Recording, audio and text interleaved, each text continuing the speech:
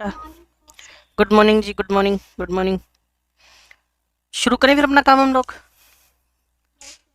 तो कल कल का डिस्कशन था बच्चे की, हमें फ्रेंडलिच एडजॉर्प्शन आइसोथर्म को रीड करना है। उसमें इफेक्ट ऑफ प्रेशर पढ़ेंगे, इफेक्ट ऑफ प्रेशर। तो मैंने कल आपको हल्का सा आइडिया दिया था कि टेम्परेचर कांस्टेंट रखते हैं हम लोग। जब इनिशियली होगा ना, इनिशियली, तो प्रेशर जैसे जैसे इंक्रीज करेगा एक्स बाई एम बढ़ेगा।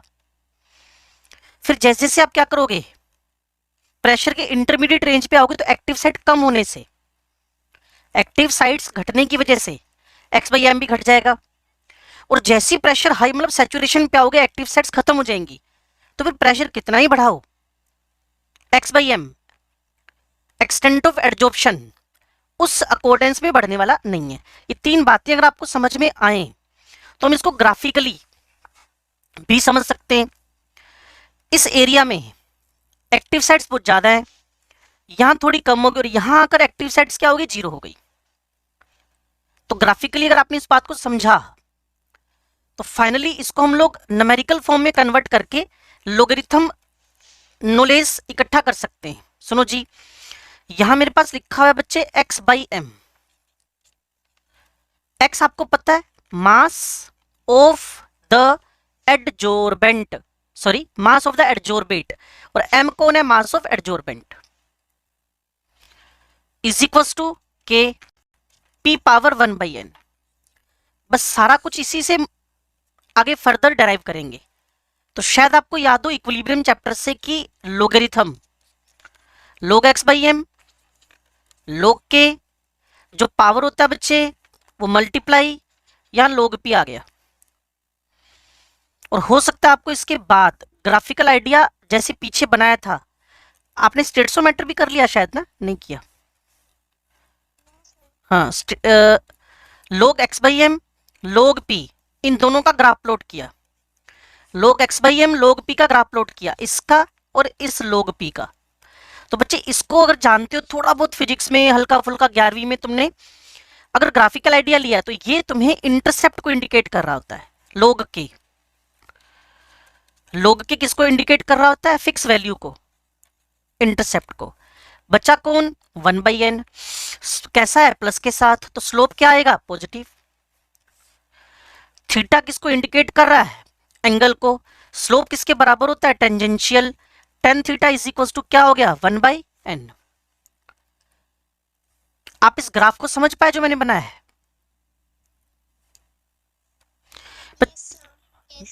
हाँ, x by M is equal to K P power 1/n log x by M log x by M log p, इन दोनों का ग्राफ प्लॉट किया, जैसे x बाई एम का पीछे प्लॉट किया था ये वाला, x बाई एम का p के साथ। अब इनको लोगरिथम ले लिया बस।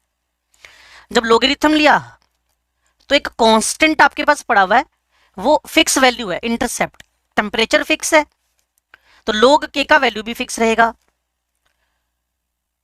टेम्परेचर फिक्स, log k का वैल्यू भी फिक्स रहेगा। ये इंटरसेप्ट है आपके पास, ठीक है जी, ये मेरे पास इंटरसेप्ट है। उसके बाद log x बाई एम का log p से जब ग्राफ प्लॉट किया तो ये स्लोप है, और स्लोप क्या है, tan theta. tan theta is equal to क्या हो गया, 1/n। और शायद आपको पता हो स्लोप टेंजेंशियल होता है, x बाई एम और p के बीच ग्राफ प्लॉट किया जो। अब इस पर बेस्ड क्या क्या क्वेश्चन मेरे से पूछे जा सकते हैं वो मैं आपको बता देता हूं, ध्यान से सुनो। मेरे से इस टाइप का एक क्वेश्चन पूछा गया है। क्वेश्चन सुनो भाई, in an adsorption experiment graph between log x by M log p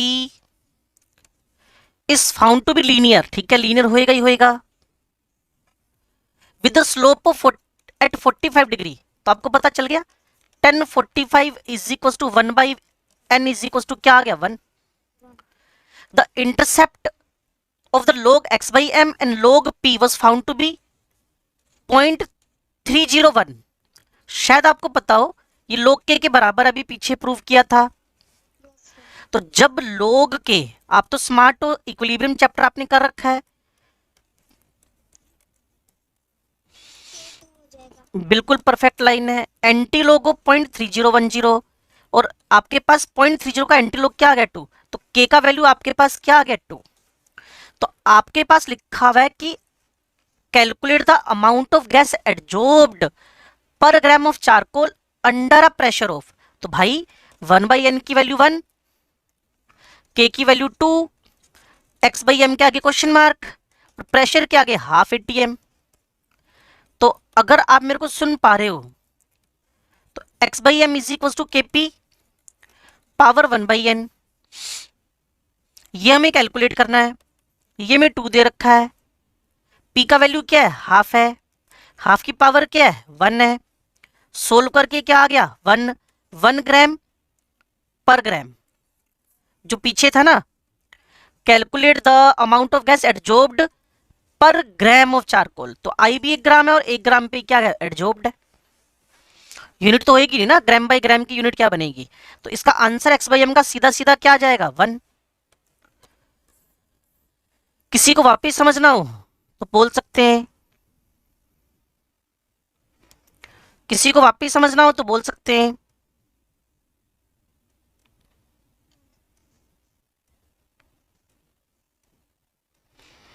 पीछे जितने भी पेज थे उनमें से किसी बच्चे को कोई भी डिस्कशन करना हो, पक्का ना? आप में से मुझे नहीं कंफर्म कितने बच्चे मेरे पढ़ा के जाने के बाद घर पे बैठ के रीड करते हैं, नहीं करते हैं, क्योंकि ऐसा कोई मार्केट में दवाई नहीं बनी हुई कि जिसको आप 2-4 डोज ले लो और सरफेस केमिस्ट्री आ जाएगा। ऐसा कोई डोज नहीं है, आपको समझना ही पड़ेगा, रिवीजन उसके बाद प्रॉपरली करना पड़ेगा। बोलो जी, इनमें कोई भी पेज पे आप मेरे से डिस्कशन करना चाहते हो तो आप कर सकते हो। डन है, चलो। अब आप बच्चों से बात हो रही थी कि x/m inversely to the temperature होता है, उसका बहुत बढ़िया प्रूफ दिया हुआ है। x/m बिल्कुल जी, इधर क्या ले लिया, टेम्परेचर, सॉरी प्रेशर, 3 अलग अलग टेम्परेचर पे ग्राफ बनाए। तो आपको पता है जितना कम टेम्परेचर होगा इट इज 195, जितना टेम्परेचर बढ़ेगा इट इज 224, जितना टेम्परेचर और बढ़ेगा इट इज 0 डिग्री, उतना एडजॉर्प्शन क्या होएगा बच्चे, कम हो जाएगा। आपको पता है मैं किस एडजॉर्प्शन की बात कर रहा हूँ, फिजिकल या केमिकल? ये इससे पहले कौन बोला था उसको मुक्का मारना है मैंने मुंह पे,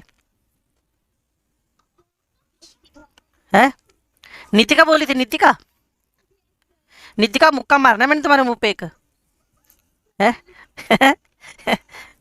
ये ये फिजिकल इक्विलिब्रियम है। हाँ, तो मुक्का खाओगी वापस, नहीं तो ना। तो x/m इनवर्सली टू के टी है बच्चे, तो 195 पे ज्यादा एडजॉर्प्शन हो रहा है, 224 पे कम हो रहा है, और 273 पे और कम हो रहा है, because when we increases temperature degree of adsorption will be decrease, क्योंकि एक्सो है ना बच्चे ये सारा प्रोसेस। अगर सभी को कंफर्म हो गया हो तो आगे बढ़ूं बच्चे मैं। ये x/m का t के साथ ग्राफ, प्रेशर के साथ ग्राफ एट कांस्टेंट टेम्परेचर, और ये 3 अलग अलग टेम्परेचर पे 3 अलग अलग ग्राफ्स को मर्ज किया हुआ है। अब है एडजॉर्प्शन फ्रॉम सॉल्यूशन, इतना पढ़ने की नीड ही नहीं आपको, सिंपल काम करो, x/m के p हटा देना, सॉल्यूशन ले लेना c, x/m के p हटा देना, c लिख देना, तो x/m इज इक्वल टू के सी पावर 1/n। बच्चे कहते c कौन है, बस सॉल्यूशन था तो कॉन्सेंट्रेशन है, और गैस थी तो क्या था, प्रेशर था। Remaining all things are 100% same, remaining all things are 100% same. वही लोग x/m, लोग k 1/n, लोग c, वही ग्राफ, लोग x/m का, लोग c के साथ, वही इंटरसेप्ट, वही स्लोप, वही इसका वैल्यू 1/n, वही थीटा, सब कुछ वही है बच्चे, बस प्रेशर हटाकर उसकी जगह हमने क्या लिख दिया है, कॉन्सेंट्रेशन। किसी भी बच्चे को कोई ऑब्जेक्शन हो मेरे से बात कर सकते हैं। ये कोर क्वेश्चन है बच्चे, शुरू करें इस क्वेश्चन को।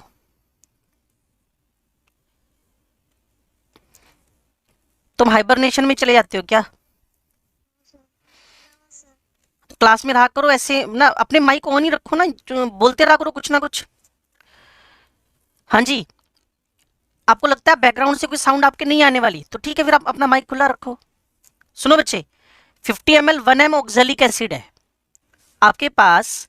Initially 50 millilitre 1 m oxalic acid. आप तो मोल कॉन्सेप्ट वाले हो, सॉल्यूशन वाले हो, आपको तो जल्दी बात समझ में आएगी। आपके पास ऑक्जेलिक एसिड इनिशियली इतना है, ठीक है बच्चे।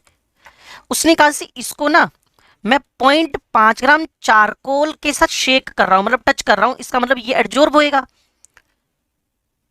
अब पता क्या हुआ, ये सब करने के बाद जो एसिड, जो आपके पास एसिटिक ऑक्जेलिक एसिड है, वो अब 50 ml 0.5, मतलब पहले 50 ml मोल था, अब 25 ml मोल रह गया।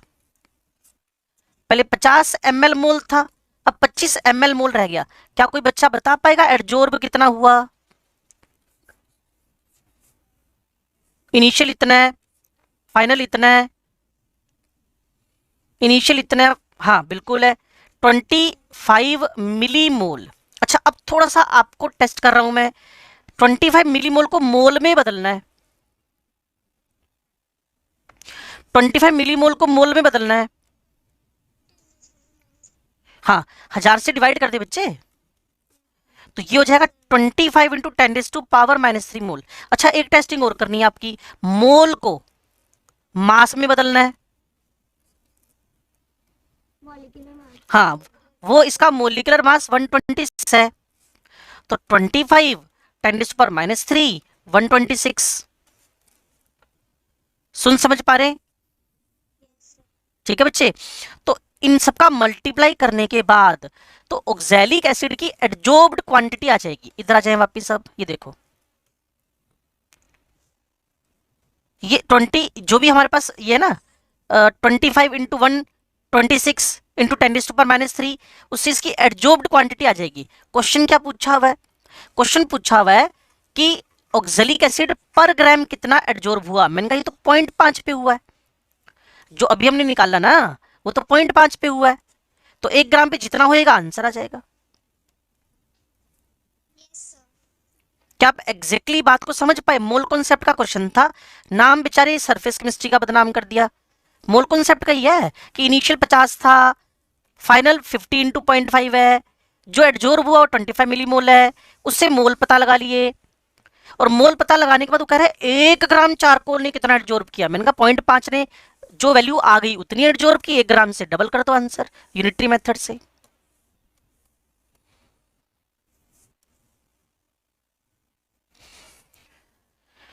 बच्ची यह है कंपीटिंग एडजॉर्प्शन। कभी आपने ना प्यूरिफिकेशन की क्रोमेटोग्राफी पढ़ी हो, आई डोंट नो, हो सकता है आपने पढ़ी हो। क्रोमेटोग्राफी, क्रोमेटोग्राफी का नाम सुना होगा ना, क्रोमेटोग्राफी।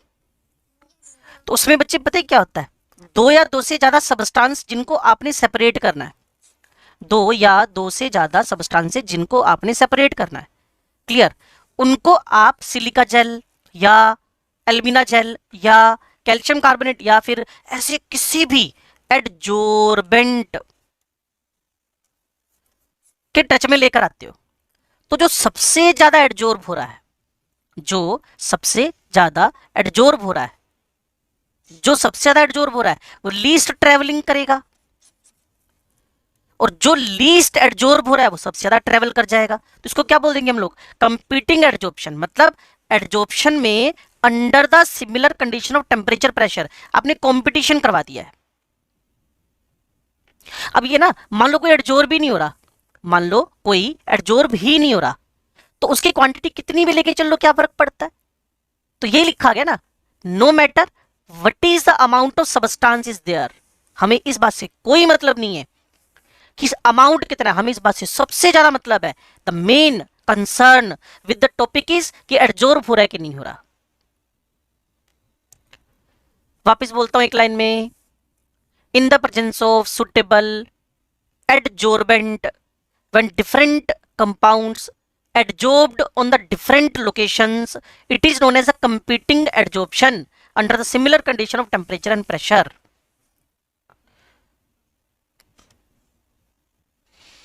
समझ गए इस बात को?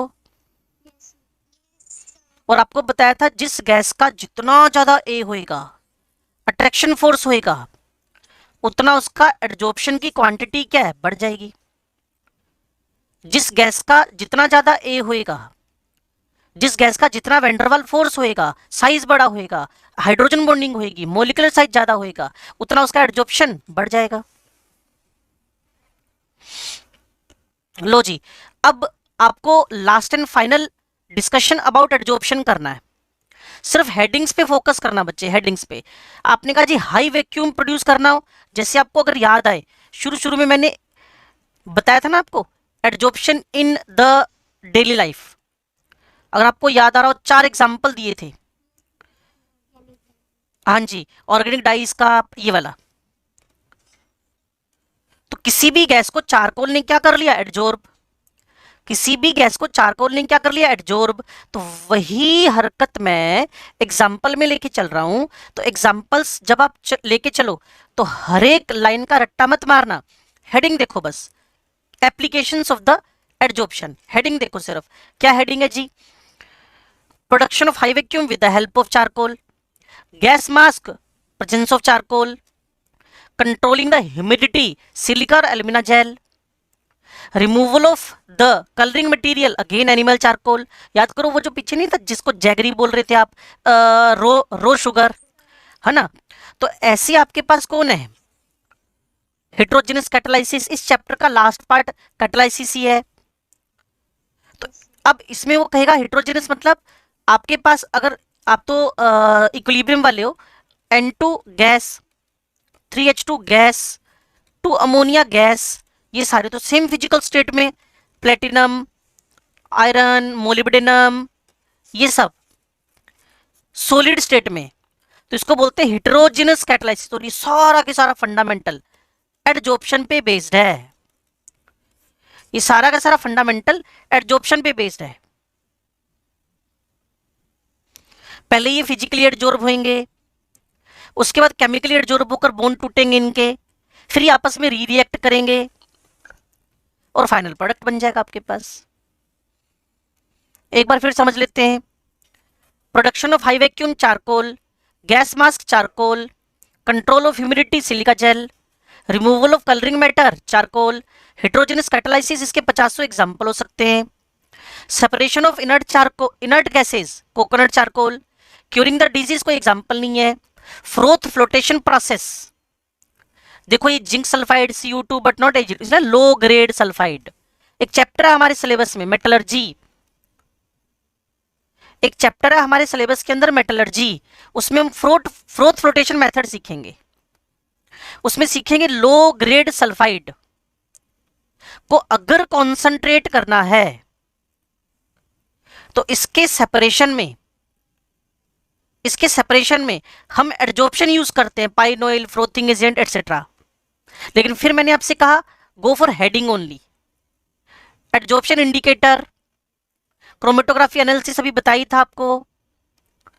तो इन हेडिंग्स को अगर आप चेक कर लोगे, हाई वैक्यूम प्रोड्यूस करने में चारकोल, गैस मास्क में चारकोल, ह्यूमिडिटी कंट्रोल करने में सिलिका जेल, कलरिंग मटेरियल को हटाने में फिर एनिमल चारकोल, हेट्रोजेनस कैटालिसिस के ढेरों एग्जांपल है, separation of inert charcoal, inert gases coconut charcoal. और आपको फिर बार बार बता रहा हूं, जिस गैस का साइज लार्ज है उस गैस के अट्रैक्शन फोर्सेस भी ज्यादा हैं, और जिस गैस की अट्रैक्शन फोर्सेस ज्यादा हैं उस गैस का एडजॉर्प्शन भी उतना ज्यादा होएगा।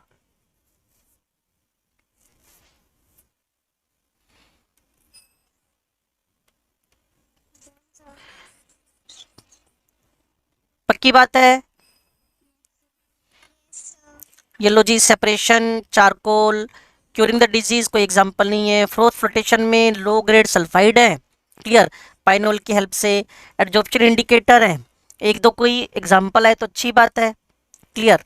और क्रोमेटोग्राफी तो जनरल डिस्कशन है जिसके थ्रू हम सेपरेशन करते हैं। ये हमारा first part of this chapter था जिसका नाम हमने रखा हुआ है एडजॉर्प्शन। अब second part of this chapter start हो रहा है जिसका नाम है कोलोइड।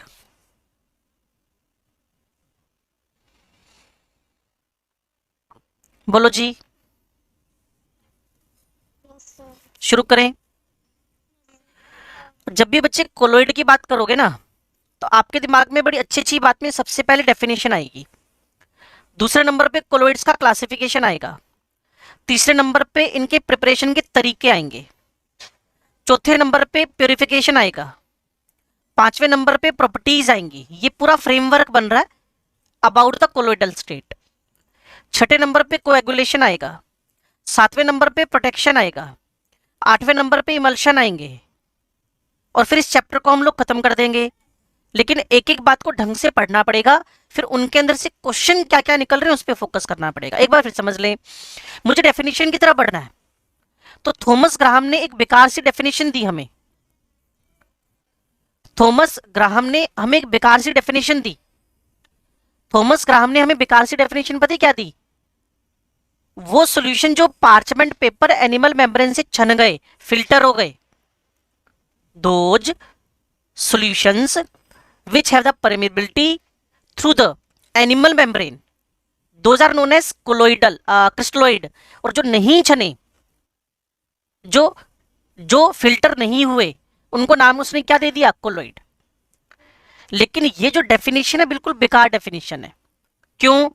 नमक NaCl को पानी में डालते हो तो एनिमल मेम्ब्रेन से छन जाता है,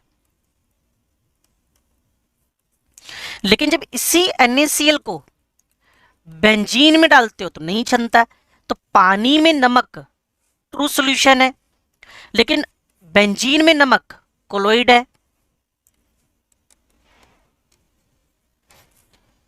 तो इस टाइप की डेफिनेशन को लेकर हैवी कंफ्यूजन हुआ कि कौन कहां कोलोइड बनाएगा।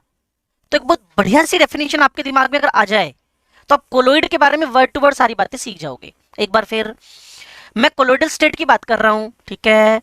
नंबर 1 पे कौन आएगी डेफिनेशन? सबसे पहली डेफिनेशन थॉमस ग्राहम ने दी है, on the basis of permeability, on the basis of permeability, on the basis of permeability. लेकिन ये डेफिनेशन बिल्कुल बेकार की डेफिनेशन थी जो डिस्कार्ड कर दी गई। असली डेफिनेशन क्या है? असली डेफिनेशन है, जब आपके पास कोलोइड पढ़ने लगो, कोलोइडल स्टेट पढ़ने लगो, तो एक होएगा डिस्पर्स्ड फेज, जो डिसकंटिन्यूअस। अब जब भी बाहर निकलते हो ना, हल्का हल्का जो डस्ट के पार्टिकल्स हैं वो एयर में तैरते रहते हैं, डिस्ट्रीब्यूटेड, तो उनको बोलते हो फेज। और एयर जो होएगी ना बच्चे, एयर,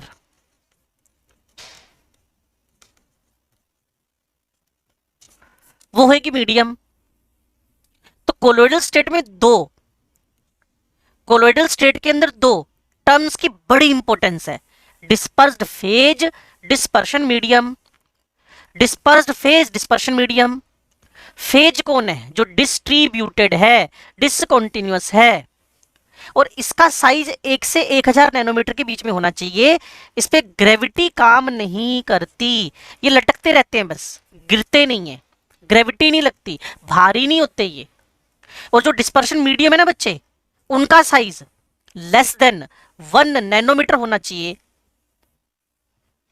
अगर आप मेरी बात को इस पूरे पेज पे समझ पाओ तो कोलोइडल स्टेट में दो टर्म्स बड़ी इंपॉर्टेंट है, dispersed phase which is distributed, which is discontinuous and size in between 1 to 1000 nanometer, and second is the dispersion medium which is always continuous, always continuous।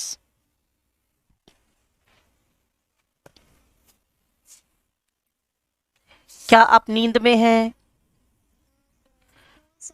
पक्की बात, चलो अच्छी बात है। अब अगर हम क्वेश्चन ढूंढने शुरू करें तो ना तो इस पेज से कोई क्वेश्चन आ रहा है, ना इस पेज से कोई क्वेश्चन आ रहा है, बस इतना समझ में आ रहा है कोलोइड में फेज होती है, मीडियम होता है, फेज होती है, मीडियम होता है, फेज होती है, मीडियम होता है। अगर 4 ऑप्शन में ट्रू फॉल्स आ जाए तो size of the phase 1 to 1000 nanometre. लो जी आगे बढ़ते हैं। अब इसी बेसिस पे हमने 3 टाइप के सॉल्यूशंस को अपने दिमाग में रखा, डाइल्यूट सॉल्यूशन जिनको बोलते हैं ट्रू सॉल्यूशन, दूसरा कोलोइड जो हमारे काम की बात है, और तीसरा सस्पेंशन। जो डाइल्यूट सोल्यूशन है ना बच्चे, डाइल्यूट, उसमें जो सोल्यूट है, सोल्यूट, सोल्यूशन चैप्टर पढ़कर आए हो ना, ऑलवेज होमोजेनस होता है बच्चे, सोल्यूशन इज ऑलवेज होमोजेनस, ठीक है ना। तो उसमें जो सोल्यूट का साइज है वो भी 1 नैनोमीटर से कम है, तो इसीलिए होमोजेनस हो गए। सोलवेंट और जो सोल्यूट है, सोलवेंट और जो सोल्यूट है, सोलवेंट और जो सोल्यूट है, दोनों का साइज नियरली सेम है, इसलिए होमोजेनस है। जबकि कोलोइड में जो फेज है उसके साइज को जब कंपेयर कर रहे हो किसके साथ, मीडियम से, बहुत बड़ा है, 1000 गुने तक बड़ा है, बट फिर भी ग्रेविटी काम नहीं करती। इनका साइज तो 1000 नैनोमीटर से भी ज्यादा है फेज का, इसीलिए इस पे कौन काम करती है, ग्रेविटी, तभी तो नाम है सस्पेंड हो गए, सस्पेंशन। अगर फेज का साइज 1 नैनोमीटर से कम है वो ट्रू सॉल्यूशन बन जाएगा, होमोजेनस। 1 से 1000 के बीच है, कोलोइड बन जाएगा, not suspended, gravity doesn't act. और अगर 1000 से ऊपर है तो भाई हैवी हो गए, एग्रीगेट बन गए, खट से सस्पेंड।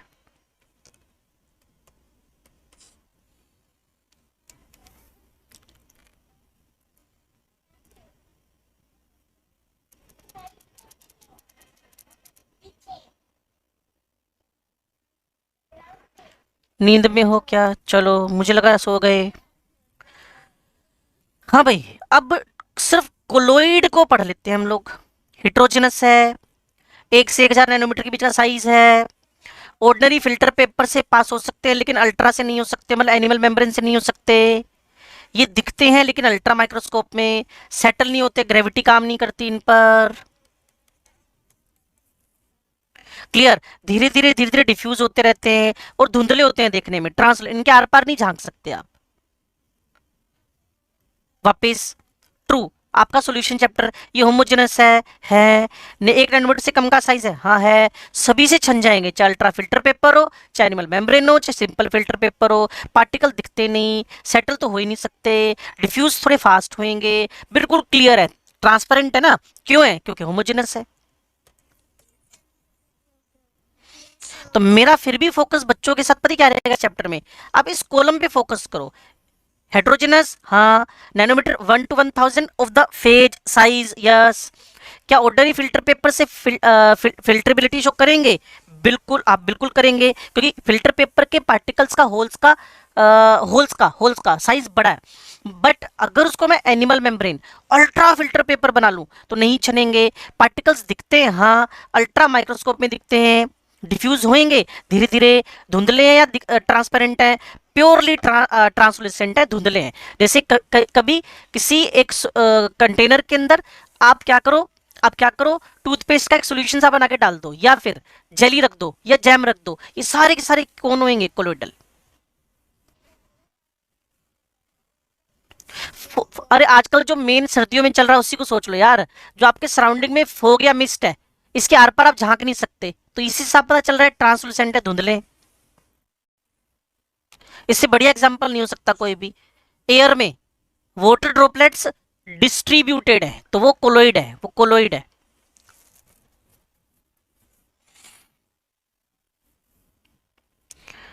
तो मुझे कोई कोलोइड की सारी प्रॉपर्टीज को बता सकता है बोल के, क्या क्या थी उसकी, ऋषिता।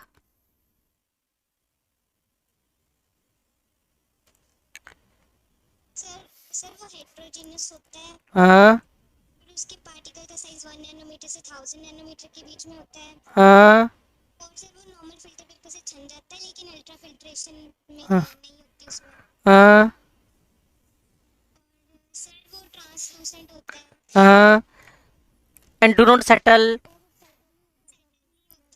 माइक्रोस्कोप से देख सकते हैं उसके पार्टिकल्स। बिल्कुल है,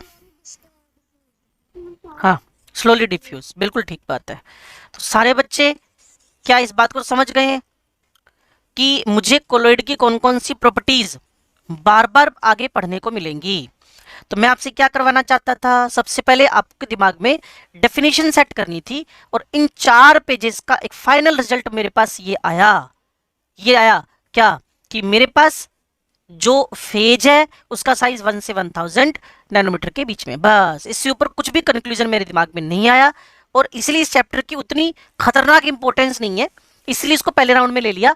ये थ्योरी थी, बाद में आपको लगता रट्टे मारने रट्टे रूटे कुछ नहीं मारने, समझना है। क्लियर। अब मेरे पास जो इस कोलॉइड में टर्म यूज हो रही है, एक है फेज, एक है मीडियम।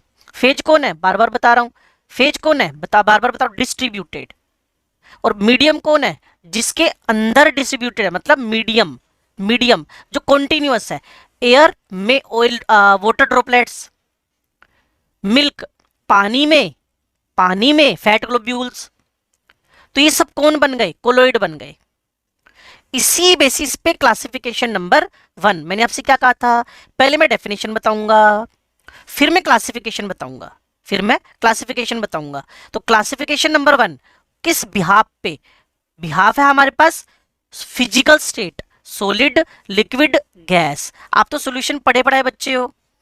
तो सॉल्यूशन के 9 टाइप हैं, triple S, triple L, triple जी, अगर आप नहीं भूल रहे हो तो S L G, S L G, S L G, अगर आप नहीं भूले हो तो।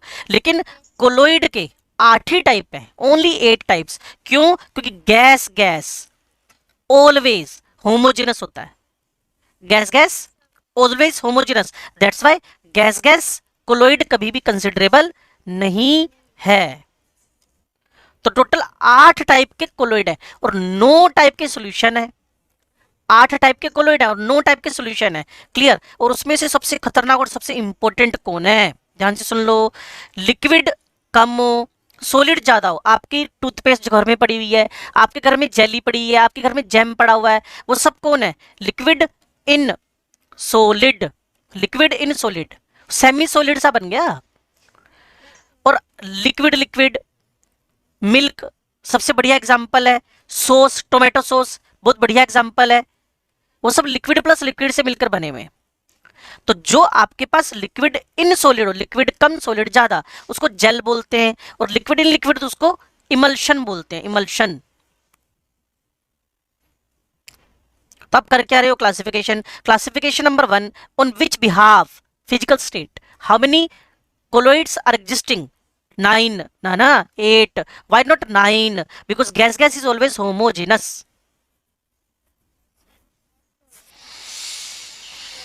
चलो जी, अब फेज, मीडियम और उसका नेम और एग्जांपल, लेकिन मैं फोकस करूंगा उन्हीं पे जो मेरे बहुत ज्यादा काम के हैं। ठीक, हाँ, इक्का दुक्का कुछ ज्यादा हैवी नहीं। जैसे मेरे पास फेज है, वो मैंने आपको क्या कहा, लिक्विड है, कम है मतलब, और मीडियम सॉलिड है, तो ये जेल बन गया, चीज, बटर, जेली, जैम, टूथपेस्ट, इसमें एग्जांपल आ गए। लिक्विड इमल्शन हो गया, मिल्क, हेयर क्रीम हो गई, बस ये मोर देन सफिशिएंट है। हाँ जी, हाँ, वो सॉस भी डाल सकते हो इसमें ना, इसमें सॉस भी डाल सकते हो, मतलब यूं नहीं घर से बोतल ला के इसमें सॉस डाल दिया अपनी मोबाइल स्क्रीन पे, लिक्विड इमल्शन ही सॉस बन गया। नहीं तो अभी ऑर्डर दोगे, मम्मी सॉस लाना, मम्मी कहेगी सॉस क्या करना है, मोबाइल पे डालना है, सर ने कहा इस पे सॉस डाल सकते हो। तो सॉस, लिक्विड इमल्शन, ठीक है जी। अब कभी ना देखना उस पर लिखा रहता है इमल्शीफायर एजेंट, उसका मतलब पता है क्या होता है, वो उस सॉस को स्टेबलाइज कर रहे हैं, इमल्शीफायर जो उसको स्टेबलाइज कर रहे हैं। ठीक है जी। बाकी देखो, जैसे लिक्विड आपके पास कम है, गैस ज्यादा है, रोज का एग्जाम्पल है सर्दियों का, तो आपके सराउंडिंग का fog, clear, fog, mist, cloud, insecticide spray, clear.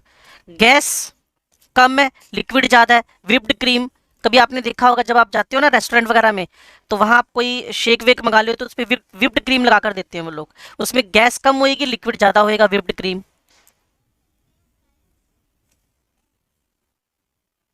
यही फ्रोद में होता है। यही तुम्हारे जो कपड़े धोते हुए सोप की जो झाग बनती है, साबुन की झाग बनती है, गैस उसमें कम होती है और लिक्विड उसमें ज्यादा होता है, सोप, लेदर। लेकिन काम की बात, जेल इमल्शन,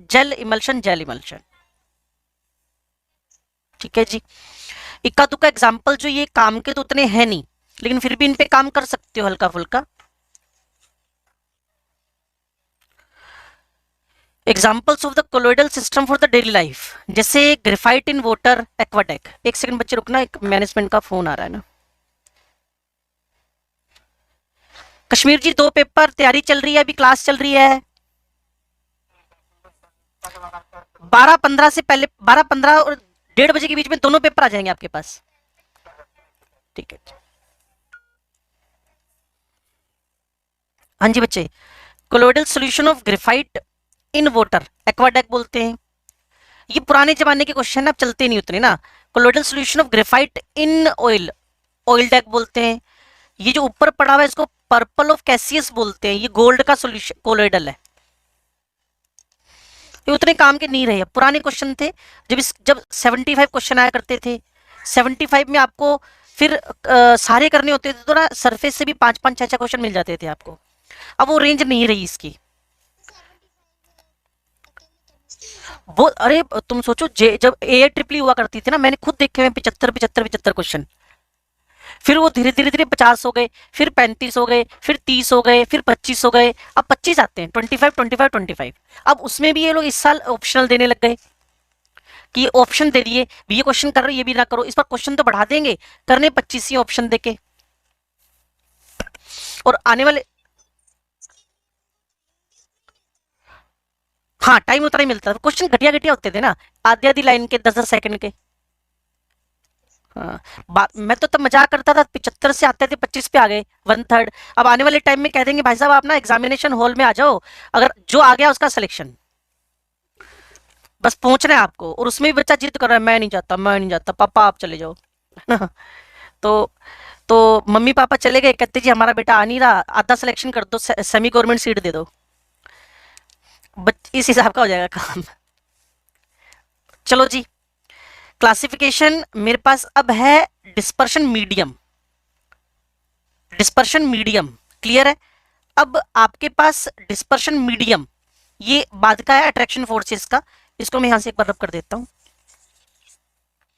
ये थर्ड क्लासिफिकेशन है मीडियम। मीडियम अगर आपके पास पानी है तो नाम रख दिया हाइड्रोसोल, हाइड्रो पानी। अगर एल्कोहल है एल्कोसोल, बेंजीन है बेंजोसोल। ठीक है जी। तो अब ये वाला ज्यादा इंपॉर्टेंट है। ये देखा ना, पहला क्लासिफिकेशन किस पे बेस्ड था, फिजिकल स्टेट। दूसरा क्लासिफिकेशन डेली लाइफ में। तीसरा क्लासिफिकेशन उनके मीडियम कौन है, पानी हाइड्रोसोल, एल्कोहल एल्कोसोल, बेंजीन बेंजोसोल। और अगर अट्रैक्शन फोर्सेस की बात करें फेज मीडियम में, तो फिर 2 बनेंगे।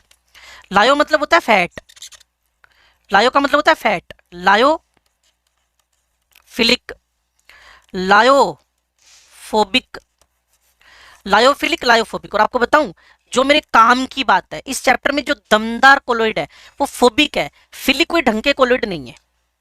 फिलिक मतलब लविंग, लविंग मतलब अट्रैक्टिंग। तो जब फेज और मीडियम में अट्रैक्शन फोर्सेज हो, जब फेज और मीडियम में अट्रैक्शन फोर्सेज हो, जब फेज और मीडियम में अट्रैक्शन फोर्सेज उसको बोलते हैं लविंग।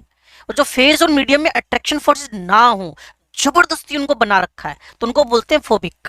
जैसे गोल्ड पानी में, अब अपने आप तो घुलने से रहा यार, नहीं तो रोज नहाते हुए जो भी आपने पहन पुन रखा होता है, रिंग विंग क्लियर, बाद में पता चला वो पानी के साथ चली गई बह के, घुल गई उसमें, क्लियर ना। तो उसमें हमें जबरदस्ती बनाने पड़ेंगे, उनको बोलते हैं फोबिक। ठीक है जी, फिलिक और फोबिक। और एक छोटा सा वर्ड और ध्यान कर लेना, जो लायोफिलिक है, फिलिक, उनको इंस्ट्रिंसिक भी बोलते हैं, कई बार वर्ड आपको गड़बड़ कर देता है। और लायोफोबिक वालों को एक्सट्रिंसिक बोल देते हो। फोबिक जो रिपल्शन है, अट्रैक्शन तो नहीं है एटलीस्ट, क्लियर। अब जैसे FeOH होल थ्राइस, H2S3, ये सब ना पानी में घुलेंगे नहीं, इनको इमल्शिफायर स्टेबलाइजर डाल डाल के बनाना पड़ेगा।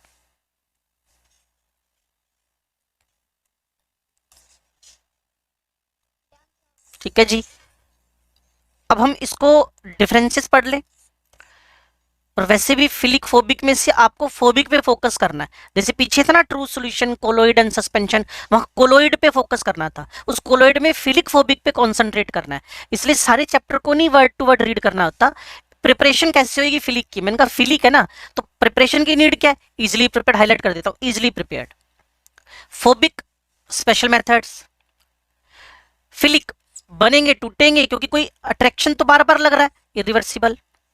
साइज ये अप्रोक्सीमेट, मैं कहता रहा हूं कि रियल अगर कोई है, अगर कोई रियल कोलोइड है तो फोबिक है। क्लियर। इनमें एग्रीगेट्स हैं, ये अपने आप स्टेबल हो रहे हैं, इनमें स्टेबलाइजर डालने पड़ रहे हैं, इनको अल्ट्रा से देख सकते हो, ये भी अल्ट्रा से दिख रहे हैं। इवन इवन जो लायोफिलिक है ना वो ट्रू नहीं होते यार, इसीलिए कई बार तो अल्ट्रा से भी देखने मुश्किल हो जाएंगे। हाँ, एक्शन ऑफ इलेक्ट्रिक फील्ड ये तो श्योर है, कैथोड कैटायन कैथोड की और एनायन एनोड की ओर।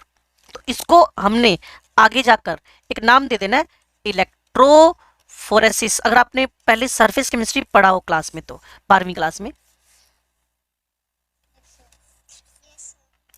ठीक है। और ये प्रॉपर्टीज में भी आ जाएगा हमारे पास इलेक्ट्रोफोरेसिस। तो क्या कर रहे हो भाई, क्लासिफिकेशन, पहला क्लासिफिकेशन फेज मीडियम का फिजिकल स्टेट, फिर डेली लाइफ का, तीसरा मीडियम, चौथा अट्रैक्शन फोर्स है क्या, फिलिक नहीं है, फोबिक फोबिक है तो स्पेशल मेथड से बनाने पड़ेंगे, इरिवर्सिबल होंगे, एग्रीगेट्स ऑफ मॉलिक्यूल होंगे, स्टेबलाइजर यूज करने पड़ेंगे, अल्ट्रा माइक्रोस्कोप में दिखेंगे। क्लियर ना, कैटाइनिक नेचर होएगा प्लस वाला तो वो कैथोड की तरफ, एनायनिक नेचर होएगा तो एनोड की तरफ।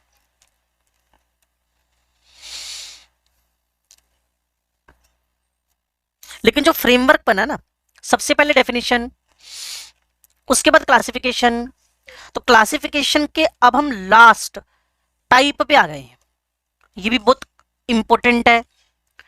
ये आपके पास है मोलिकुलर साइज। अगर मोलिक्यूल का साइज छोटा है, 1 नैनोमीटर से कम है, अगर मोलिक्यूल का साइज छोटा है, 1 नैनोमीटर से कम है, अगर मोलिक्यूल का साइज स्मॉलर है, 1 नैनोमीटर से कम है, तो ऐसे ढेरों मोलिक्यूल इकट्ठे करके, P4 acid, gold, silver, platinum, ढेरों मोलिक्यूल इकट्ठे करके एग्रीगेट बनाकर उसका साइज 1 नैनोमीटर क्रॉस करवाएंगे तो वो बन जाएगा कोलोइड।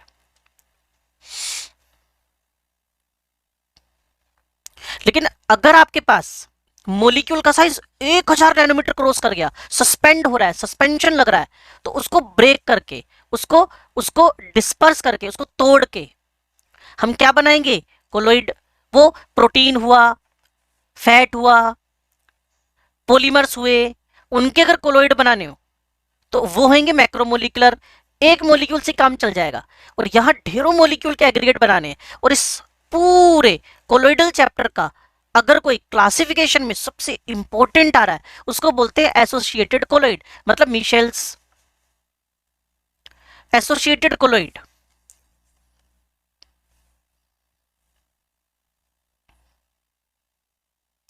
शुरू शुरू करें भी एसोसिएटेड कोलोइड, कोई कंफ्यूजन? चलो,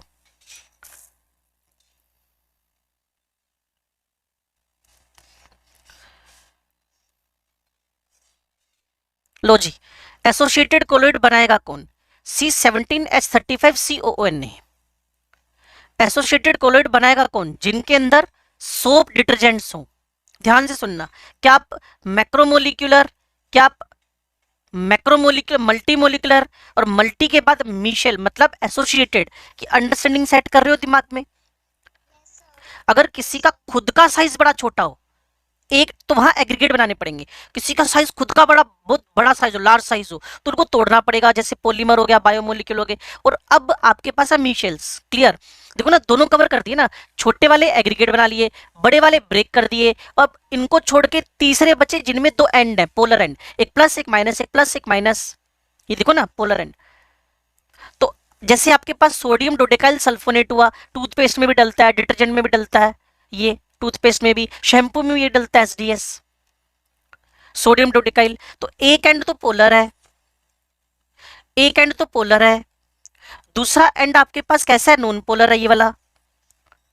जो नॉन पोलर है उसको बोलते हैं टेल, और जो पोलर है उसको बोलते हैं head. Non polar tail, polar head, non polar tail, polar head. ठीक है ना। अब हम समझ लें इस बात को, ये जो नॉन पोलर टेल है बच्चे, ये पानी में नहीं घुलती है, नॉन पोलर फैट है, सॉरी नॉन पोलर है और पानी पोलर होता है, तो टेल पानी में घुलेगी नहीं। अब जो मैं कहना चाहता हूं उस तक पहुंचने की कोशिश करना। देखो भाई, ये मान लो कोई शर्ट है या कोई कपड़ा है जिसपे ना फैट लगा हुआ है, वो जो व्हीकल के एग्जॉस्ट सिस्टम से निकलता है ना स्मोक, उसमें ऑयल रहता है, वो यहाँ लग गया, तो ये बन गई आपके पास डर्ट, गंदगी बन गई डर्ट। इसको वॉश करना है, इसको वॉश करना है। कहते जी पानी से धो दो, मैंने कहा पानी घुलता ही नहीं इसको, पानी पोलर नेचर का है और फैट नॉन पोलर नेचर का है, तो कहते क्या करें। मैंने कहा जी method to remove the fat, fat कैसे हटाएं। कहते जी कोई ऐसा एजेंट लेकर आओ, जैसे फ्रोथ फ्लोटेशन मेथड में था, कोई ऐसा एजेंट लेकर आओ, कोई ऐसा एजेंट लेकर आओ जो फैट और पानी दोनों को जोड़ दे। मैंने कहा वो तो डिटर्जेंट ही हो सकते हैं, क्योंकि उनका एक जो पोलर हेड है वो पानी में डिजोल्व होएगा और नॉन पोलर टेल है, इसकी टेल जो है वो फैट में डिजोल्व हो जाएगी, तो दो लोगों को पकड़वा देगा एक दूसरे के साथ। वो कौन है भाई, वो है डिटर्जेंट या फिर सोप। ओके, तो हम समझ लें इस बात को कि इसका जो फैट में non polar non polar non polar non polar non polar non polar tail embedded हो गई, हाँ नॉन पोलर, और जो बाहर की तरफ प्रोजेक्टेड था, जो बाहर की तरफ प्रोजेक्टेड था, जो बाहर की तरफ प्रोजेक्टेड है ये वाला, वो वाटर के साथ एसोसिएट हो गया, और जैसे ही मॉलिक्यूल हैवी हुआ, 1 नैनोमीटर साइज क्रॉस हुआ, वो कपड़े से बाहर हो गया, तो उसको बोलते हैं आप लोग मिशेल। हुआ ना, देखो when the concentration, D point में लिखा है, when the concentration of the soap greater than और equals to CMC. What is the CMC, critical मिशलाइजेशन concentration, critical मिशलाइजेशन concentration, तो बस उसी से मिशेल हब बाहर हो जाएगा फिर वो, और इसके चारों तरफ नेगेटिव नेगेटिव नेगेटिव रहेगा, एक दूसरे को रिपेल करते रहेंगे, तो इसके सस्पेंड होने के भी चांस नहीं है। ठीक है जी, और इतना ध्यान रखो, एक बार क्वेश्चन पूछा गया इंजीनियरिंग के पेपर में, मेडिकल में ऐसा क्वेश्चन, मेडिकल में तो हार्ड इश्यूज रूल पूछते हैं, सिर्फ इक्का दुक्का गोल्ड नंबर पे पूछ लेते हैं, क्लियर ना, पीछे से एडजॉर्प्शन से कोई x/m का टेम्परेचर से रिलेशन पूछ लेते हैं। लेकिन एक बार पेपर में क्वेश्चन पूछा गया इंजीनियरिंग में, वो क्या पूछ रहा है, out of the four which one is a good detergent, out of the four which is a good soap, out of the four which is a good detergent. तो आपका आंसर कैसे फिक्स होएगा, मोलिकुलर वेट के base पे, जिस soap का या detergent का मोलिकुलर वेट जितना ज्यादा होएगा, आप ऐसे डेफिनेशन बोलते हो ना सोप की, sodium potassium source of higher fatty acid.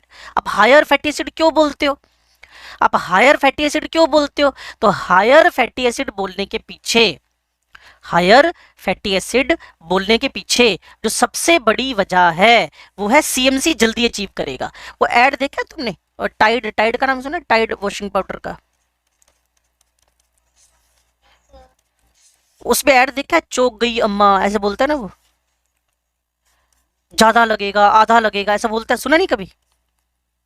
हे भगवान, तुम कौन से ग्रह से आ रखे हो यार, हैं, उसमें बोलता है ज्यादा नहीं लगेगा आधा लगेगा, तो ज्यादा आधा का फर्क कहां से आया, उसने अपने डिटर्जेंट का मोलिकुलर वेट क्या कर दिया, बढ़ा दिया, तो अब ज्यादा लगने की जगह आधा लगेगा, बस सिंपल तरीका है, और कौन सा इसमें कोई रॉकेट बनाना है आपने। ठीक है जी, तो out of the four which is a very good detergent, बस चेक कर लेना, जिसका मोलिकुलर वेट जितना ज्यादा होगा वेरी गुड डिटर्जेंट हो जाएगा वो।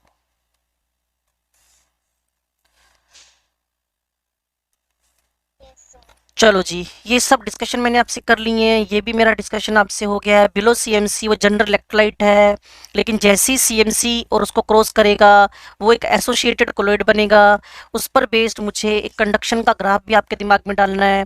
क्लियर, यहाँ से मैंने इसको रब किया, क्लियर।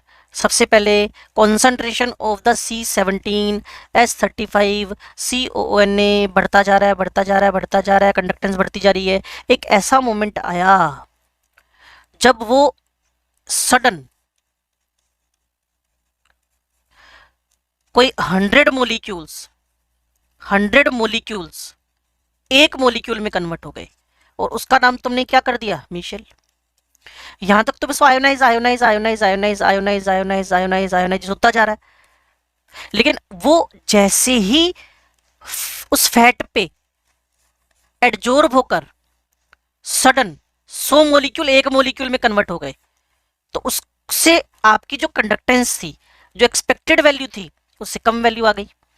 ये वैल्यू क्या थी? एक्सपेक्टेड, क्योंकि अब उतने रहे नहीं, 100 रहे नहीं, 100 तो एक बन गया, 500 रहे नहीं, 10 बन गए, 50 से भी तो बन सकता है, 20 से भी तो बन सकता है मिशेल, 30 से भी बन सकता है मिशेल। तो मिशेल हमारे पास 100 मॉलिक्यूल्स इज इक्वल टू 1 या 30 इज इक्वल टू 1, कुल मिलाकर एग्रीगेट्स इज इक्वल टू 1। तो कंडक्टेंस का जो एक्सपेक्टेड बिहेवियर था वो सीएमसी के बाद डाउन चला जाना है। कंडक्टेंस का जो एक्सपेक्टेड बिहेवियर था वो सीएमसी के बाद डाउन चला जाएगा। क्लियर होगी बात सबको? Yes sir. कोई कंफ्यूजन हो तो मेरे से डिस्कशन कर लो भाई।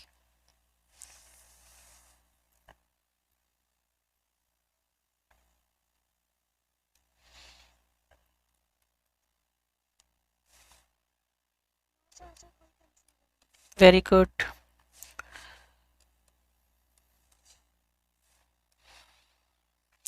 ये सब डन हो गया, मैकेनिज्म ये सब मैंने करवा दिया आपको, क्लिंजिंग एक्शन भी करवा दिया, कपड़े कैसे धोते हैं ये भी बता दिया आपको। क्लियर ना? ये देखो कपड़े कैसे धोते हैं, cleansing action of the soaps. ठीक है, तो कपड़े धोने आप सीख गए हो, वेरी गुड। लो जी, अब मैं आपको एक फ्रेम बनाकर देकर आया था। सबसे पहले था उसके अंदर डेफिनेशन, फिर था क्लासिफिकेशन, और क्लासिफिकेशन पार्ट में जो सबसे धांसू वाला क्लासिफिकेशन हुआ वो है आपके पास एसोसिएटेड मतलब मिशेल्स, उसमें सीएमसी। और एक छोटी सी बात मुझे कहीं मिस होती हुई लग रही है, वो है क्राफ्ट टेम्परेचर। यहाँ लिखा है कहीं पे क्राफ्ट टेम्परेचर, ऐसा हो नहीं सकता वैसे। Craft temperature, craft temperature, craft temperature, craft temperature, चलो मैं बता देता हूँ क्राफ्ट टेम्परेचर क्या, ये मिस कैसे हुआ I don't know. Krafft temperature clear है, पर्टिकुलर और constant temperature when soap works as micelle, बात खत्म। मतलब सीएमसी का टेम्परेचर है, क्रिटिकल मिशलाइजेशन कॉन्सेंट्रेशन का टेम्परेचर है। उस पर्टिकुलर टेम्परेचर पे अगर कोई भी मिशेल बनने स्टार्ट हो जाए तो उसको बोल देते हो आप लोग क्राफ्ट टेम्परेचर। कोई बच्चा कहेगा सर क्राफ्ट टेम्परेचर से नीचे क्या? मैं नीचे जनरल इलेक्ट्रोलाइट है, वो मिशेल नहीं बना रहा, वो एडजॉर्ब हो रहा है, लेकिन वो मिशेल का फॉर्मेशन नहीं कर पा रहा।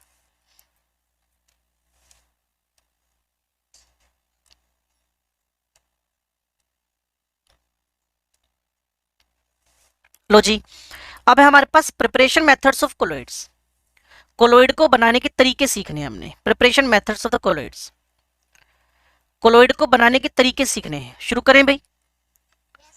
इसमें एक्चुअल में क्या होएगा? हाँ जी बच्चे, लार्ज मोलिक्यूल होंगे जिनका साइज 1000 नैनोमीटर से ज्यादा है, तो उनको तो डिस्पर्स करना पड़ेगा, तोड़ना पड़ेगा।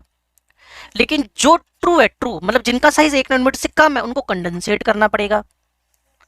तो सस्पेंशन का डिस्पर्शन और ट्रू का कंडेंसेशन, जिससे हम 1 to 1000 नैनोमीटर के बीच में पहुंचकर कोलोइड का फॉर्मेशन कर देंगे। ठीक है जी, चलो अब इसमें मैं थोड़ा सा आगे झांकता हूं, ध्यान से सुनना और समझना।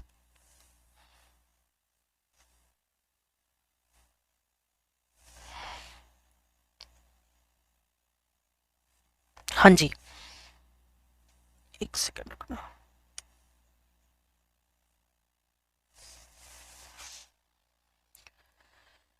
हाँ जी, सबसे पहले वैसे ना ये जो आ रहा है ना, ये उतना काम का, अब क्योंकि ना हम 12वीं लिखने जाए ना जब, तो ये बड़ी इंपॉर्टेंट बात होती है। क्लियर? जब 12वीं लिखने नहीं जा रहे ना तो ये बड़ी बेकार सी बात है। जो इंपॉर्टेंट है वो है पेप्टाइजेशन, लेकिन सुन जरूर लेना चाहिए हम लोगों को। पहला है मैकेनिकल डिसइंटीग्रेशन, मतलब मैकेनिकली तोड़ना। मैकेनिकल डिसइंटीग्रेशन मतलब मैकेनिकली तोड़ना। मैकेनिकल डिसइंटीग्रेशन का मतलब समझ के मैकेनिकली उसको ब्रेक करना। ठीक है जी, आओ मेरे साथ। पता क्या हुआ? Mechanical disintegration is carried out in a colloidal mill. अब इसमें क्या पेपर वाला क्वेश्चन डालेगा? हेडिंग पकड़ के रख लो बस, इनफ है।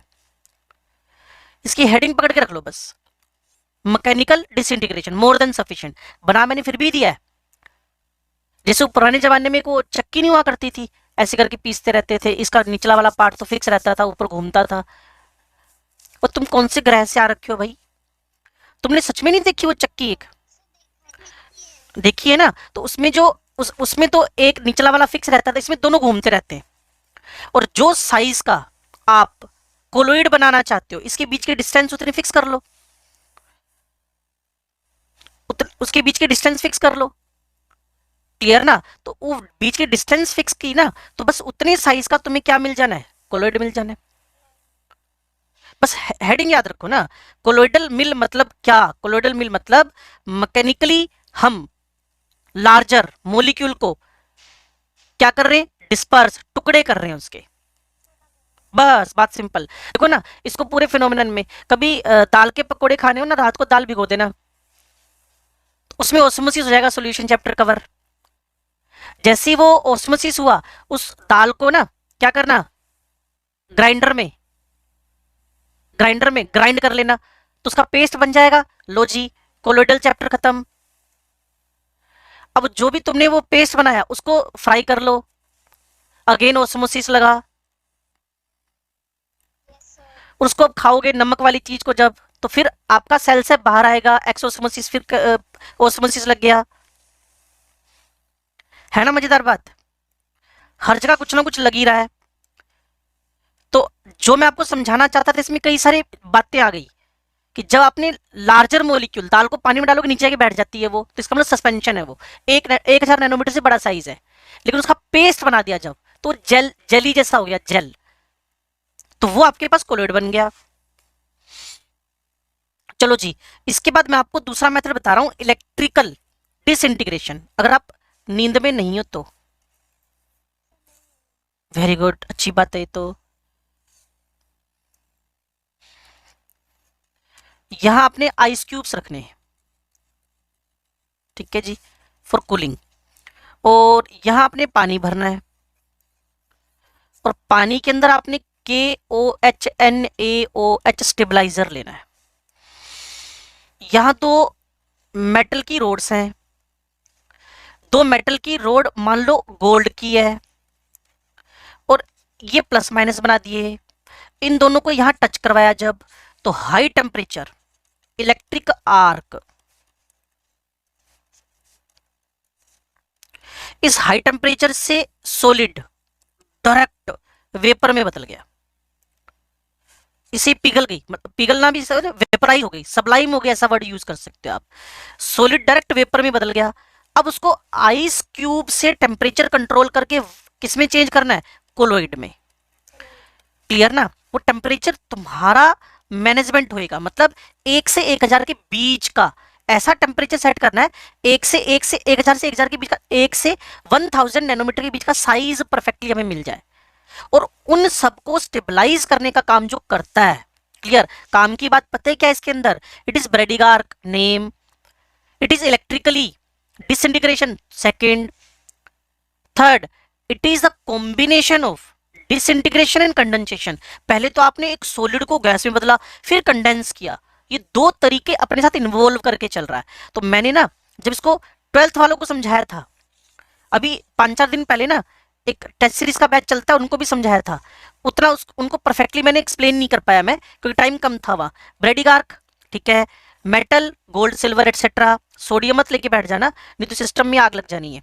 हाँ, मेटल लिया, इलेक्ट्रोड्स हैं, प्लस माइनस, हाँ जी, इलेक्ट्रिक आर्क से हीट बनी, मेल्ट किया, ठीक है, फिर उसको कंडेंस करके कोलोइड में बदल लिया, 1 से 1000 नैनोमीटर का साइज है, स्टेबलाइजर कौन है? NaOH। तो काम की बातें सारी मैंने ABCD करके लिख दी है।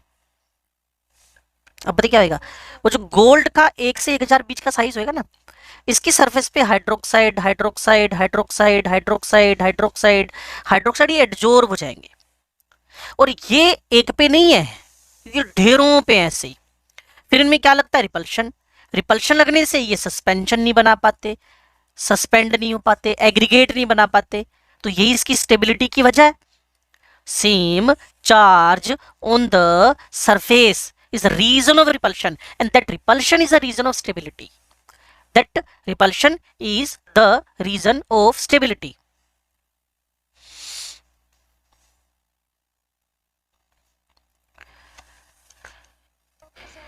पक्की बात है? हे महान जनता, क्या आप मेरे को समझ पा रहे हैं? चलो अच्छी बात है, ये तो बधाइयाँ। नेक्स्ट है इस 10 मिनट के अंदर very very important topic of this chapter, that is a peptization. शुरू करें। पेप्टाइजेशन पे क्वेश्चन पता है कैसे आता है? Out of the four which is the method to prepare the colloid? तो peptization is a preparation method. पहली बात तो इसका नाम से इंपॉर्टेंट हो जाता है ये। अब दूसरी बात समझो भाई, पहला मेथड क्या था? वो था मैकेनिकल डिसइंटीग्रेशन। दूसरा मेथड क्या था भी? दूसरा मेथड था मेरे पास इलेक्ट्रिकल डिसइंटीग्रेशन। तीसरा मेथड क्या बच्चे मेरे पास? पेप्टाइजेशन। यह गलती से भी ऐसा मत कर लेना कि आप सुनने के लिए अवेलेबल ही नहीं हो, सुनना जरूर, इंपॉर्टेंट है। आपके सामने लिख भी रखा है, वेरी इंपॉर्टेंट। सुनो, फ्रेशली प्रिपेयर्ड। साक्षी क्लास में नहीं है आज मुझे लगता है। क्लास में हो, वेरी गुड। हाँ जी, ये फ्रेशली प्रिपेयर्ड कोई भी एक प्रेसिपिटेट होएगा, ताजा ताजा बना हुआ प्रेसिपिटेट, ठीक है। जैसे FeOH होल थ्राइस का ब्राउन पीपीटी है। बच्चे पूछते हैं वाई फ्रेशली प्रिपेयर्ड। मैंने कहा अगर इसको 1-2 घंटे छोड़ दोगे तो ये सॉलिड बन जाएगा, फिर इसके अंदर स्पेस अवेलेबल नहीं हो पाएगा। अभी तो फ्रेशली प्रिपेयर्ड है तो उतना ज्यादा ये ऑर्गेनाइज हुआ नहीं है, इनके बीच में स्पेस अवेलेबल है अभी तक। और मान लो ये फ्रेश प्रिपेयर्ड ना हो तो सॉलिड हो जाएगा, अंदर खाली जगह खत्म हो जाएंगी, तो इलेक्ट्रोलाइट की एंट्री बंद हो जाएगी उसके अंदर। चलो पहली बात, it should be freshly prepared. पहली बात, इसके अंदर एक इलेक्ट्रोलाइट मिक्स करो, इसके अंदर एक इलेक्ट्रोलाइट मिक्स करो, इसके अंदर एक इलेक्ट्रोलाइट मिक्स करो। इलेक्ट्रोलाइट ऐसा मिक्स करना जिसमें कॉमन आयन हो, जैसे FeOH हो तो इसमें FeCl3। इलेक्ट्रोलाइट ऐसा मिक्स करना जिसमें एक आयन कॉमन हो, जैसे FeOH होल थ्राइस FeCl3। तो जैसे ही आपने इसके अंदर एक कॉमन आयन वाला इलेक्ट्रोलाइट मिक्स किया, कंटेन्स वन कॉमन आयन, तो बच्चे पता है क्या होएगा? जो कॉमन आयन है ना, वो preferentially common ion is adsorbed on the surface of precipitate. वो प्रेसिपिटेट की सरफेस पे एडजॉर्ब हो गया, क्योंकि आउटसाइड OH था ना, तो OH ने Fe+3 को खींचा अपनी तरफ, अट्रैक्शन फोर्सेस। अब ऐसे एक नहीं है, ऐसे लाखों करोड़ों हैं, ऐसे लाखों करोड़ों हैं, 1 2 3 4, वो सारे एक दूसरे को रिपेल करने लगे। अभी तक क्या था? प्रेसिपिटेट। खट से क्या बन गया? सस्पेंशन से क्या बन गया? कोलोइड। यूं देखो ना, ये चेंज आया। पहले ऐसे सोया हुआ था बॉटम पे जाके, अब ये ऐसे डिस्ट्रीब्यूट हो गए। ये कौन था? सस्पेंशन। और अब ये क्या बन गया? कोलोइड। तो कई बार तो मेरे से वजह पूछते हैं, but is reason behind the stability of colloid. तो मैं इसका रीजन बताऊं, सेम चार्ज ऑन सरफेस। वो इतना सेम चार्ज है, रिपल्शन लगता रहा, तो इस वजह से वो एग्रीगेट नहीं बने, इसी वजह से वो स्टेबल हो गए। Stability of colloid is due to same charge. अब इसके एग्जांपल्स पे चले। 2018 में क्वेश्चन पेपर में आया, उसने कहा जी मेरे पास, और इस क्वेश्चन को तो हम वैसे भी हाईलाइट करके बच्चों से बार बार पूछते रहते हैं। सुनो भाई, आप सॉल्यूशन वाले हो, आप मोल वाले हो, आप इक्विलिब्रियम वाले हो, सारे अच्छे अच्छे चैप्टर आपके पास, क्लियर ना? 50 ml 0.1 AgNO3, तो रिजल्टेंट 5 ml इक्विवेलेंट हो गया, 5 ml मोल हो गया। इसमें 30.1 Ki डाल दिया, 30.1, तो ये 3 ml मोल हो गया, 30 इंटू 0.1। तो ज्यादा कौन है? Ag। उसमें क्या डाल दिया? Ki। दोनों की रिएक्शन होने से क्या बन गया? AgI। AgI कैसे कलर का होता है? डार्क येलो कलर का। ये प्रेसिपिटेट बनने लगा था, तो ज्यादा कौन था? सिल्वर। सिल्वर इसकी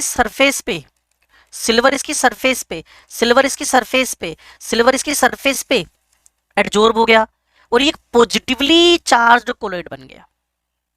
अगर गेम उल्टा कर दूं, 30.1 AgNO3 ले लूं, दूसरा डायग्राम बन रहा है, सॉरी 30.1 जो कम है, और 50.1 Ki है, तो भाई ये तो खत्म ही हो जाएगा ना, लिमिटिंग है ना। आप तो सरफेस के मोल कॉन्सेप्ट पढ़कर आए हो, जो लिमिटिंग है वो तो खत्म हो जाएगा। तो कौन बचेगा? आयोडाइड। तो प्रेफरेंशियली एडजॉर्ब होएगा आई माइनस आई माइनस आई माइनस आई माइनस आई माइनस आई माइनस, ये इसकी सरफेस, तो नेगेटिवली चार्ज कोलोइड बन जाएगा। तो जिसकी क्वांटिटी कंपेरेटिवली ज्यादा हो, जिसकी क्वांटिटी कंपेरेटिवली ज्यादा हो, चेक करो AgNO3 बल्क में है, उसमें Ki डाला तो AgI जब बना तो जो क्वांटिटी में ज्यादा था उसका कॉमन एंड एडजॉर्ब हो गया। दूसरी बार मैंने बल्क में ले लिया Ki, उसमें AgNO3 डाला, AgI का PPT बना, लेकिन अब I प्रेफरेंशियली एडजॉर्ब हुआ तो कैसा कोलोइड बन गया? नेगेटिवली चार्ज सेकंड चांस में। तो इसका नटशेल आधी लाइन का आंसर है जिसकी क्वांटिटी ज्यादा that will be responsible to make the charge. AgNO3 की एक्सेस तो Ag का चार्ज सरफेस पे आ गया, और अगर आपके पास एक्सेस किसका चल रहा है Ki का, तो I का चार्ज आ गया नेगेटिवली चार्ज्ड। Yes sir. ठीक है जी, तो इसमें कोई कंफ्यूजन हो तो मेरे से डिस्कशन कर सकते हो आप लोग। तो FeOH, हाँ जी, FeOH whole thrice positively charge क्यों हुआ? क्योंकि Fe उस पे एडजॉर्ब्ड है। और बाकी तो एग्जाम्पल, अभी तो एग्जाम्पल और भी हैं 6-7, चेक करना, ये तो मैंने समझा दिया आपको। अब ये भी मैंने क्लियर किया आपको इसके अंदर ना, हाँ यहाँ जीटा पोटेंशियल आएगा एक ना, सुनो बच्चे, पता क्या हुआ, ये आपके पास एक सस्पेंशन का पार्टिकल है, उस पे Fe+3 Fe+3 Fe+3 Fe+3 Fe+3 preferentially adsorb हो गया, इस लेयर की वजह से चार्ज होएगा, इसको हम बोलते हैं प्राइमरी लेयर। अब इसके अराउंड जो सोलवेंट है ना, इंडक्शन की वजह से जो रिमूवेबल है, जो मोबाइल है, जो रिमूवेबल है, जो रिप्लेस हो सकती है, ये सोलवेंट बनाता है ऑलवेज, उसको बोलते हैं सेकेंडरी लेयर। तो एक बात समझना, एक चैप्टर हुआ करता था इलेक्ट्रोकेमिस्ट्री, ये पढ़ा है कि नहीं पढ़ा मैं भूल भाल गया, रेडॉक्स इलेक्ट्रो पढ़ना है अभी, तो वहां ना एक इलेक्ट्रोड पोटेंशियल है, मैंने पड़ोस में लिखी रखा है, when silver is dipped in silver nitrate. तो जो ये इंटरफेस है ना, जहां तो फिजिकल स्टेट होती है बच्चे, ये इंटरफेस इंटरफेस इंटरफेस, इस इंटरफेस पे एक पोटेंशियल डिफरेंस जनरेट होता है, इस इंटरफेस पे एक पोटेंशियल डिफरेंस जनरेट होता है, और उसी पोटेंशियल डिफरेंस का नाम देते हैं हम लोग इलेक्ट्रोड पोटेंशियल। चैप्टर का नाम रेडॉक्स इलेक्ट्रोकेमिस्ट्री।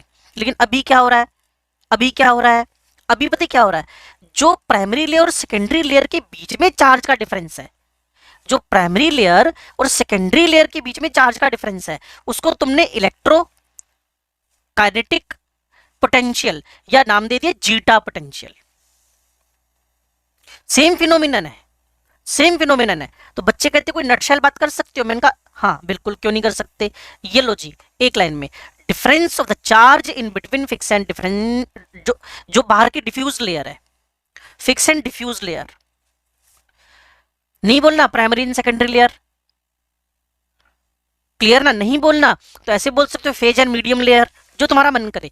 बाहर की लेयर हट जाती है, प्राइमरी लेयर नहीं हटती, that is responsible for final charge.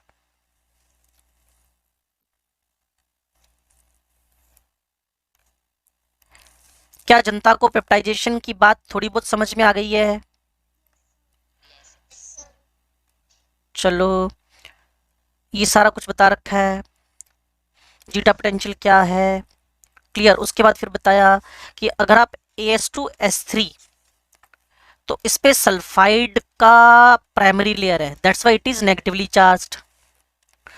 उसके बाद और बढ़िया बढ़िया से एग्जांपल आ रहे हैं, तो बस आपको इस तरफ फोकस करना है जो मैंने लिख रखा है। देखो जी, FeOH होल थ्राइस किसके अंदर, NaOH के अंदर, FeCl3 पानी के अंदर, SnO2 एसिडिक या बेसिक मीडियम। एक छोटी सी बात और बतानी थी आपको, ये जो SnO2 है ना बच्चे, पी ब्लॉक एलिमेंट के ग्रुप नंबर 14 के अंदर नेचर वाइज एम्फोटेरिक है।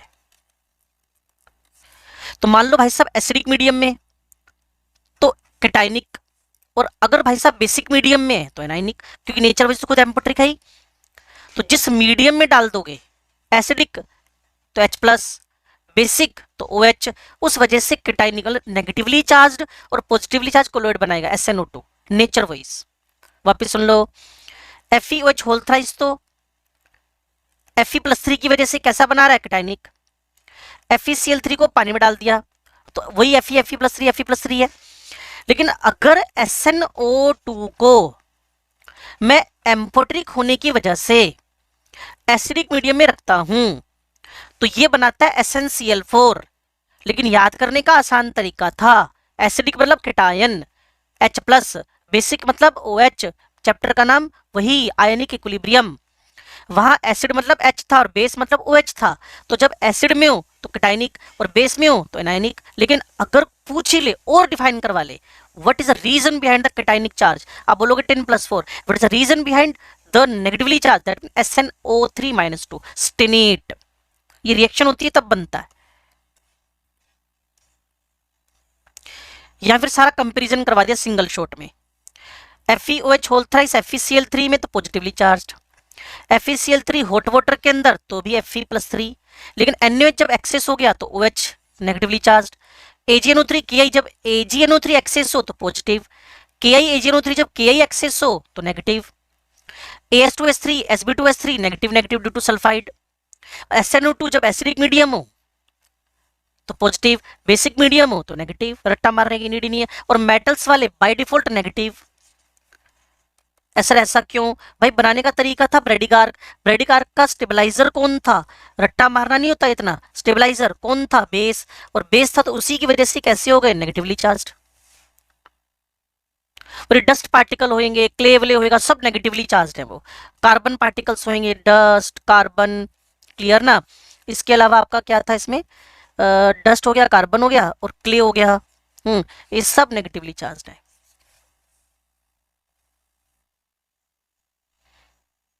ये जितना पीछे पढ़ा है उसको सिंगल शॉट में सोल्व कर दिया, पेपर में अगर क्वेश्चन आता होगा तो। 3 मिनट ऊपर चले गए भाई, अब हमें मुक्ति चाहिए, टॉक टाइम खत्म हो गया। 12:10 तक की होती है शायद क्लास ना, हाँ 12:10 तक की होती है मेरे ख्याल में, 12:15 पे तो नहीं शुरू होती है ना। हाँ जी, देखो कितने दुखी लोग बैठे हैं मेरी वजह से, देखो। चलो जी, क्लास खत्म करते हैं, कल मिलते हैं, कल इस चैप्टर को हम खत्म करेंगे। फिर साक्षी क्या हो गया,